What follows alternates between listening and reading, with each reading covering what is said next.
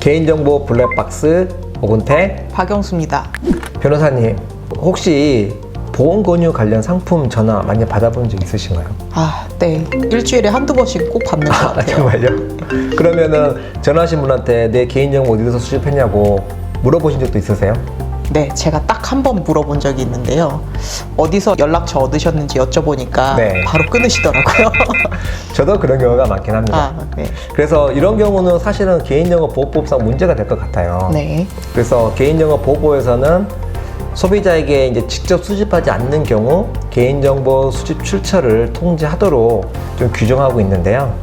오늘 이제 개인정보보호법 제20조 개인정보 수집 출처 통지에 대해서 이제 개정된 내용과 함께 좀 제가 말씀을 드리려고 합니다. 네. 자세한 설명 한번 해주시면 좋을 것 같습니다. 한번 설명해 드리도록 해볼게요. 네. 여러분들께 오늘은 개인정보 수집 출처 통지 관련된 내용을 가지고 말씀을 드리도록 하겠습니다. 기존의 개인정보 수집 출처 통지는 법조항이 있었는데요. 이번에 개인정보법이 개정되면서 개인정보 이용 제공 내역 통지 제도 개인정보보호법 제20조의 이 조항이 신설되었고 일반 개인정보 처리자로 확대됨에 따라서 개인정보 수집 출처 통지 제도와 개인정보 이용 제공 내역 통지 제도가 약간 유사성이 있습니다. 그래서 이런 부분에 대해서 좀 실효성 있게 연계되어서 합리적으로 통지 제도를 좀 자리 잡게 하도록 하기 위해서 이 제도가 좀 더 개선이 됐다라고 보시면 될 것 같습니다. 그래서 오늘 자세히 한번 설명해 드려 보도록 하겠습니다. 개인정보보호법 제22조 1항을 보시면 개인정보 처리자가 정보주체 이외로부터 그러니까 정보주에게 직접 수집하지 않고 정보주체 이외의 방법으로 수집한 개인정보를 처리할 때는 기본적으로 정보주체가 요구가 있으면, 다시 말해서 정보주체가 개인정보 수집 출처에 대한 알려달라는 요구가 있으면 즉시 알려줄 의무가 있습니다. 알려주실 때에는 개인정보의 수집 출처, 개인정보의 처리 목적, 법 제37조에 따른 개인정보 처리의 정지를 요구하거나 동의를 처리할 권리가 있다는 사실, 이 세 가지 사실을 안내해 주셔야 한다. 기억하시면 될 것 같고요. 그 외에 개인정보 수집 출처 통지 의무 대상인 개인정보 처리자가 있습니다. 개인정보의 어떤 종류나 규모, 종업원수 및 매출의 규모를 고려해서 다음의 조건에 해당하는 경우는 정보주체의 요구와 상관없이 3개월 이내에 정보주체에게 개인정보 수집 출처 통지 의무를 준수해야 된다. 이렇게 보시면 좋을 것 같습니다. 어느 개인정보 처리자가 해당되느냐라는 측면을 살펴보면 첫 번째, 5만 명 이상의 정보주체에 관하여 법 제23조에 따른 민감정보 또는 법 제24조 제1항에 따른 고유식별 정보를 처리하는 자는 개인정보 수집 출처 통지 의무 대상에 해당한다. 그리고 100만 명 이상의 정보주체에 관하여 개인정보를 처리하는 자도 의무 대상에 해당한다. 다시 말해서 정보주체에게 직접 수집하지 않는 개인정보를 이렇게 처리하고 있는 개인정보 처리자라면 앞서 말씀드렸던 두 가지 조건에 해당하는 개인정보 처리자는 정보주체 요구와 상관없이 3개월 이내에 개인정보 수집 출처 통지를 해야 한다. 이렇게 기억하시면 되겠습니다. 단서조항으로 수집한 정보 중에 연락처 등 정보주체에게 알릴 수 있는 개인정보가 포함되어 있지 않는 경우에는 제외가 될 수 있다. 이렇게 여러분들이 기억해 주시면 좋을 것 같습니다.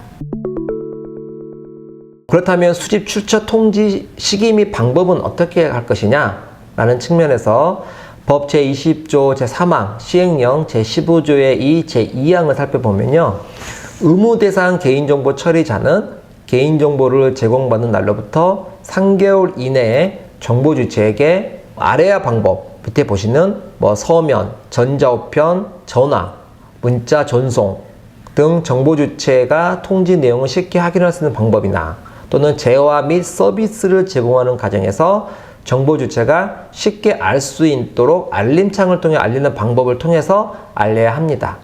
다만 법 제17조 제2항 제1호부터 제4호까지 사항에 대하여 같은 조 제1항 1호에 따라 정보주체의 동의를 받는 범위에서 연 2회 이상 주기적으로 개인정보를 제공받아 처리하는 경우에는 개인정보를 제공받은 날로부터 3개월 이내에 알리거나 그 동의를 받은 날로부터 기산해서 연 1회 이상 정보 주체에 알리면 되겠습니다.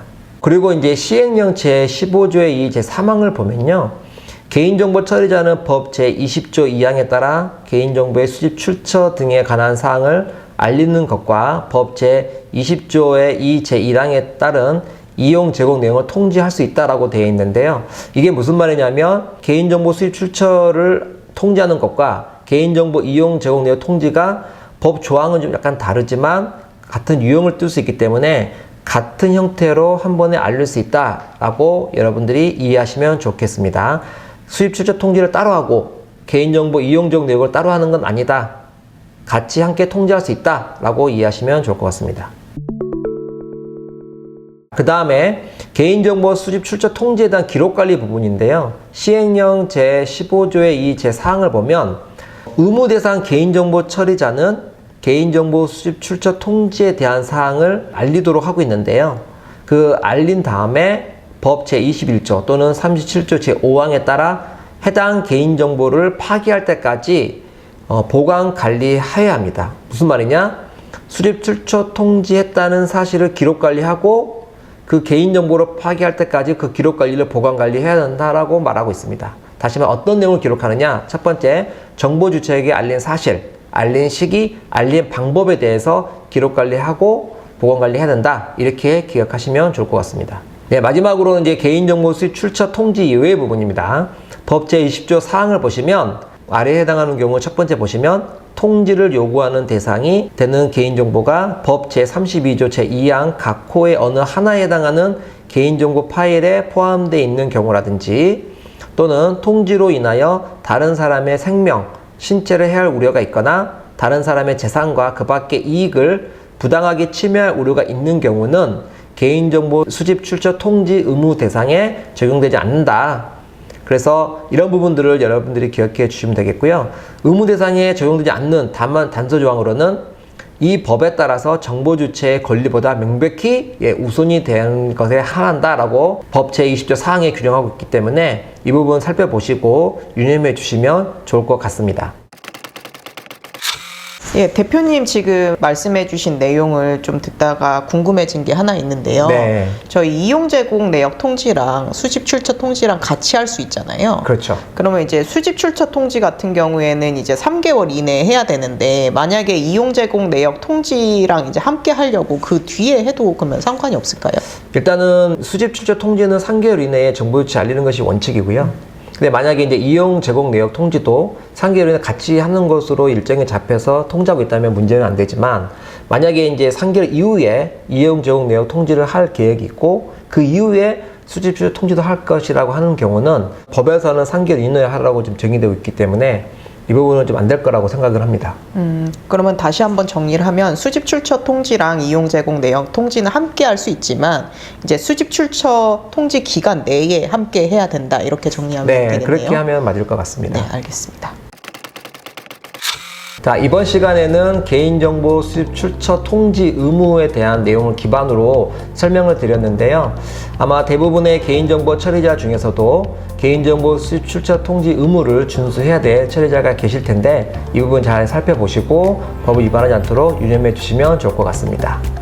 오늘 영상이 좋으셨다면 구독, 좋아요 부탁드립니다.